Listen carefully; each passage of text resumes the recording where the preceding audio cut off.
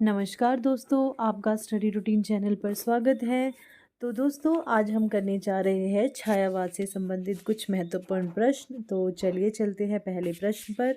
छायावाद शब्द का सर्वप्रथम प्रयोग किस आलोचक ने किया था? तो छायावाद शब्द का सर्वप्रथम प्रयोग मुकुटधर पांडे जी ने किया है। छायावाद शब्द का सर्वप्रथम प्रयोग मुकुटधर पांडे ने किया। छायावाद सिद्ध करने में पंडित मुकुटधर पांडे के श्री शारदा में एक पत्रिका है, ये श्री शारदा पत्रिका में प्रकाशित लेखमाला की अहम भूमिका रही। पंडित मुकुटधर पांडे की सरस्वती में प्रकाशित कविता कुकरी के प्रति, या फिर ये कुर्री भी होता है, कुकरी के प्रति को प्रथम छायावादी कविता माना गया एवं समस्त हिंदी साहित्य जगत में इसे स्वीकार किया गया है कि प्रथम छायावादी कविता कौन सी है, कुर्री के या कुकरी के प्रति मुकुटधर पांडे की है। इसमें छायावाद के सभी तत्व समाहित थे। सन 1916 में इनकी पहली कविता संग्रह पूजा के फूल का प्रकाशन हुआ। इनकी प्रमुख कृतियां हैं शैलबाला, लच्छमा, परिश्रम, हृदयदान, मामा इत्यादि। छायावाद शब्द प्रयोग सबसे पहले किया किसने किया? छायावाद शब्द तो मुकुटधर पांडे ने। छायावाद युग के प्रवर्तक किसे कहा जाता है? तो जयशंकर प्रसाद जी को कहा जाता है। छायावाद के प्रवर्तक के संबंध में एक लंबा विवाद है। डॉक्टर गंगा प्रसाद पांडे निराला की जूही की कली 1916 के साथ इस युग के प्रवर्तक महाप्राण निराला को मानते हैं। कौन? गंगा। ठीक है, गंगा प्रसाद पांडे निराला जी को मानते हैं। छायावाद का काल 1918 से 1938 ईस्वी तक माना जाता है। ये माना जाता है हमारे किसके द्वारा? हमारे जो वैसे तो हमारे 1918 से 1936 मानी जाती है, जो सर्वमान्य रूप से है छायावाद की समय सीमा। जबकि अगर हम बात करें 1918 से 1938, तो ये हमारे डॉक्टर नगेंद्र जी द्वारा मानी गई है। ठीक है, चलिए। अधिकतर विद्वान प्रसाद की झरना, यानी कि जो कि 1918 में प्रकाशित हुई है, इस युग की शुरुआत मानते हैं। चूंकि इस युग में प्रसाद का आगमन पहले हुआ और छायावाद की भी यही से शुरुआत मानी जाती है, अतः जयशंकर प्रसाद को छायावाद का प्रवर्तक सर्वमान्य रूप से माना जाता है। अगर हम देखा जाए तो जो हमारी सुमित्रा नंदन पंत जी हैं, उन्हें आचार्य नंद दुलारे बाजपेयी ने छायावाद का प्रवर्तक माना है। और रामचंद्र शुक्ल ने मुकुटधर पांडे और मैथिली शरण गुप्त को छायावाद का प्रवर्तक माना है। जबकि प्रभाकर माचवे हैं हमारे, उन्होंने माना है माखनलाल चतुर्वेदी को। और ईला चंद्र जोशी, गणपति चंद्र इत्यादि आदि मैक्सिमम विद्वान, यानी कि सर्वमान्य रूप से हम जयशंकर प्रसाद जाएंगे। अगर पूछा जाएगा ईला चंद्र जोशी ने किसे छायावाद का प्रवर्तक माना है, तो वो हमारे जयशंकर प्रसाद ही होंगे। छायावाद की पहली रचना मानी जाती है झरना, 1918, जयशंकर प्रसाद की है।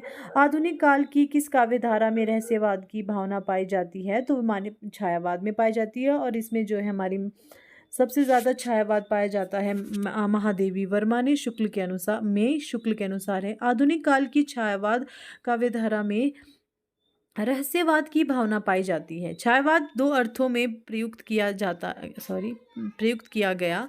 रहस्यवाद के अर्थ में और शैली विशेष या पद्धति विशेष के अर्थ में। ठीक है, 1916 के आसपास हिंदी में कल्पनापूर्ण स्वच्छंदता और भावुकता की एक लहर उमड़ी। भाव, भाषा, शैली, छंद, अलंकार सभी दृष्टियों से पुरानी कविता से इसका कोई मेल ना था। आलोचकों ने इसे छायावाद या छायावादी कविता का नाम दिया। छायावाद की निम्नलिखित विशेषता हो सकती है। विशेषण विपर्य, स्वच्छंद, भावावेश, मूर्ति विधान, इतिवृत्तात्मकता।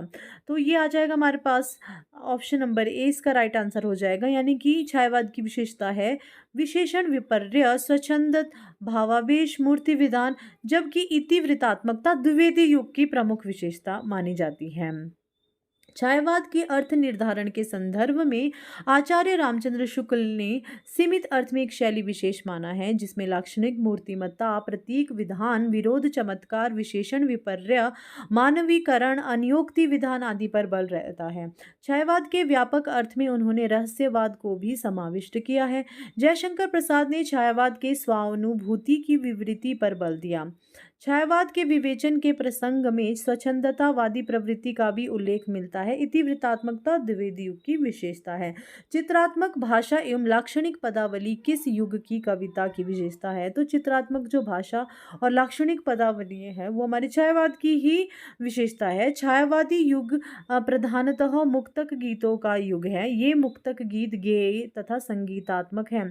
चित्रमयी कल्पना तथा लाक्षणिक प्रतीकात्मक शैलियों को अपनाकर छायावादी कवियों ने कविता को सजीव और सरस बना दिया है। प्रभावानुकूल छंद चयन करने में भी इन्होंने अपनी मौलिकता का प्रदर्शन किया। अलंकारों में के प्रयोग में भी नवीनता है। मानवीकरण तथा विशेषण विपर्य जैसे अन्य अलंकारों का उदय तथा प्रचुर प्रयोग हुआ। भाषा यानी कि खड़ी बोली को संवारने, उसमें ब्रजभाषा जैसा लोज और सरसता लाने, उसकी अभिव्यंजना शक्ति बढ़ाने का समश्रय इस युग को ही दिया जाता है।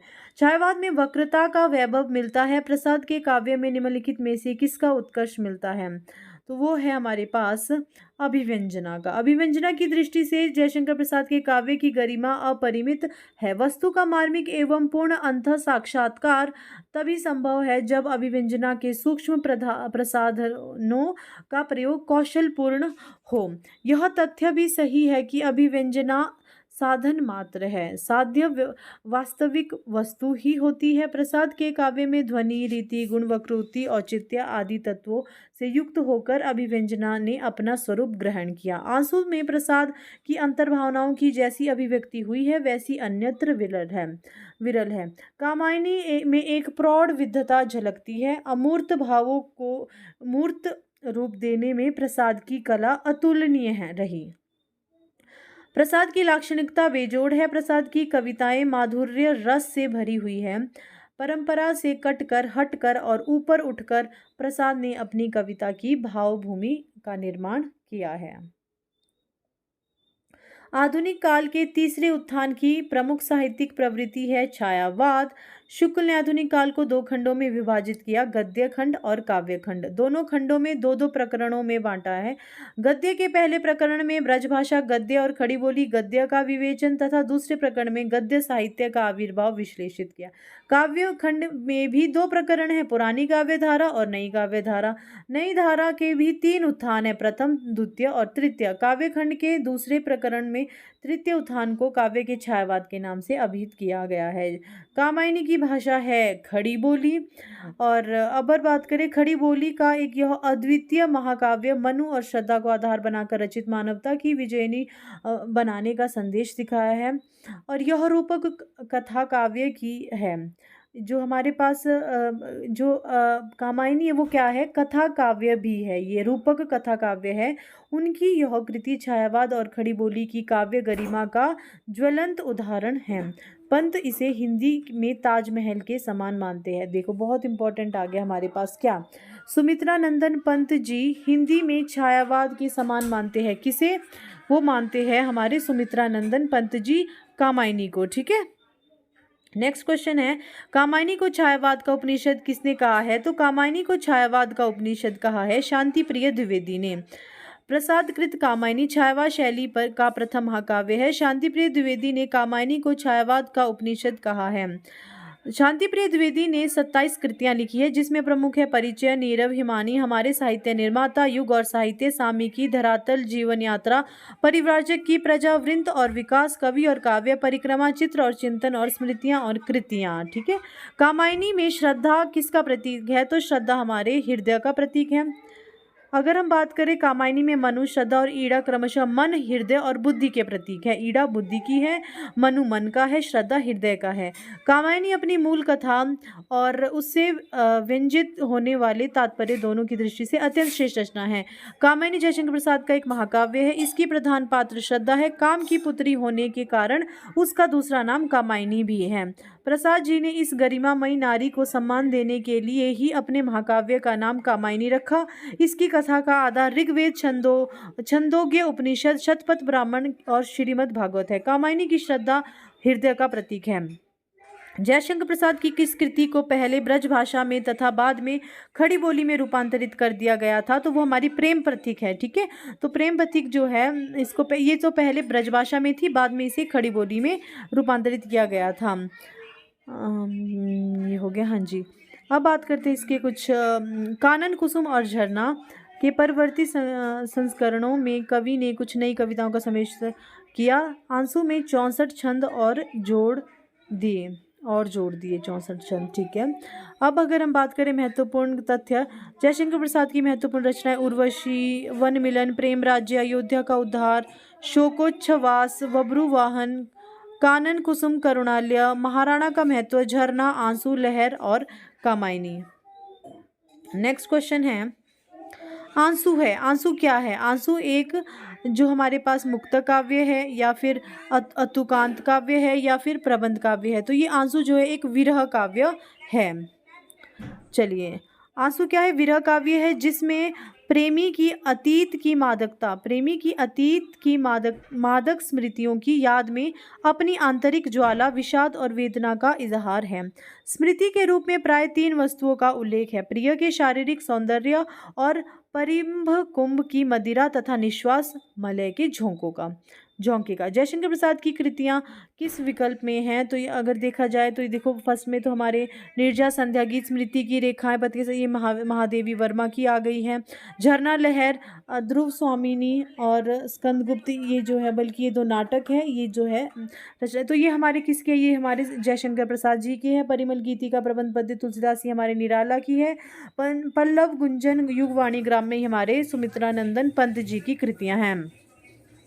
इनमें से प्रसाद की कौन सी कृति नहीं है? तो इनमें से चारु चंद्र लेख जो है हमारे जयशंकर प्रसाद की नहीं है, जबकि हमारे जो देखो ये ध्रुव स्वामिनी, तितली, कानन कुसुम, ये जो है जयशंकर प्रसाद का है, जबकि चारु चंद्र लेख जो हमारे हजारी प्रसाद द्विवेदी जी का लेख है। हजारी प्रसाद द्विवेदी की प्रमुख रचनाएं जैसे कि वाण भट्ट की आत्मकथा, पुनर्नवा, नामदास का पोथा, कुटज, विचार प्रवाह, अशोक के फूल, कल्पलता, अशोक पर्व, विचार और वितर्क इत्यादि है। कानन कुसुम, ध्रुव स्वामिनी और तितली जयशंकर प्रसाद की। कबीर नामक कृति पर हजारी प्रसाद द्विवेदी को मंगला प्रसाद पारितोषिक प्राप्त हुआ। साहित्य समिति इंदौर ने हजारी प्रसाद द्विवेदी को सूर साहित्य पर स्वर्ण पदक से सम्मानित किया। देखो, बहुत इंपॉर्टेंट है कि हजारी प्रसाद द्विवेदी को किस साहित्य, सूर साहित्य पर स्वर्ण पदक से सम्मानित किसे किया? इंदौर, साहित्य समिति इंदौर ने। ठीक है। विश्व भारती का संपादन कार्य भी किसने किया? हमारे हजारी प्रसाद द्विवेदी जी ने ही किया है विश्व भारती का संपादन। निम्न में से कौन सी कृति जयशंकर प्रसाद की नहीं है? तो इनमें से नहीं है दीपशिखा हमारे महादेवी वर्मा की रचना है, बाकी सारे इनकी ही हैं। इनमें से महादेवी वर्मा की रचना कौन सी नहीं है? दीपशिखा है, यामा है, नीरजा है। आंगन के पार द्वार जो है अज्ञ की रचना मानी जाती है। जैसे कि अज्ञ की अन्य महत्वपूर्ण रचनाएं देखते: अरियो करुणा प्रभामयी, हरि घास पर क्षण भर, इंद्रधनुष रौंदते हुए, पूर्वा, सुनहरे शैवाल, कितनी नाव में कितनी बार, बावरा अहेरी, इत्यलम, चिंता, पहरे में सन्नाटा बुनता हो, इत्यादि है ना। अब बात करते हैं महादेवी वर्मा की प्रमुख काव्य की। निहार, रश्मि, नीरजा, सांध्यागी, दीपशिखा, सप्तपर्णा, यामा तथा हिमालय इत्यादि है। निहार महादेवी वर्मा का प्रथम काव्य संग्रह है जिसमें 47 गीत संकलित है। देखो, निहार में है 47। प्रसाद पंत, निराला तथा महादेवी वर्मा छायावाद युग के इन 4 महान कवियों को वृहद चतुष्टयी के नाम से जाना जाता है। महादेवी वर्मा को भारत सरकार ने पद्म भूषण अलंकार से भी सम्मानित किया है। देखो, भारत सरकार ने पद्म भूषण अलंकार से किसे संपादित किया है या फिर पुरस्कार होगा ये? तो हमारे पास महादेवी वर्मा है। इनकी रचनाएं सर्वप्रथम चांद पत्रिका में प्रकाशित हुई। किसकी? हमारी महादेवी वर्मा की। काव्यात्मक प्रतिभा के लिए इन्हें सेक्सरिया एवं मंगला प्रसाद पुरस्कारों से सम्मानित किया गया। महादेवी वर्मा को ज्ञानपीठ एवं भारत भारती पुरस्कार से भी सम्मानित किया है। ओके। अब बात करते हैं महादेवी वर्मा का जन्म फर्रुखाबाद में हुआ। ये आरंभ में ब्रजभाषा में कविताएं लिखती थी, बाद में खड़ी बोली में लिखने लगी। ये एक कुशल चित्रकार भी थी। चलिए, नेक्स्ट क्वेश्चन है, निहार की रचना किसने की? महादेवी वर्मा। महादेवी का प्रथम काव्य संग्रह है हमारे पास निहार। सप्तपर्णा है महादेवी की कृति। छायावाद की नहीं है। कौन सी कवि छायावाद की नहीं है? तो जायसी हमारे भक्ति काल के सूफी काव्य धारा के कवि है। छायावाद की प्रमुख कवियों में किसमें गीतों की मधुर वेदना की मर्माभिव्यक्ति अधिक है? तो ये हमारे किसमें है? महादेवी में मिलती है। ठीक है। अगर हम बात करें अपनी पीड़ा का वर्णन महादेवी वर्मा ने इन शब्दों में किया है, जैसे कि अमरता उसमें मानती मनाती है मरण त्योहार। ठीक है, ये सभी देखो छायावाद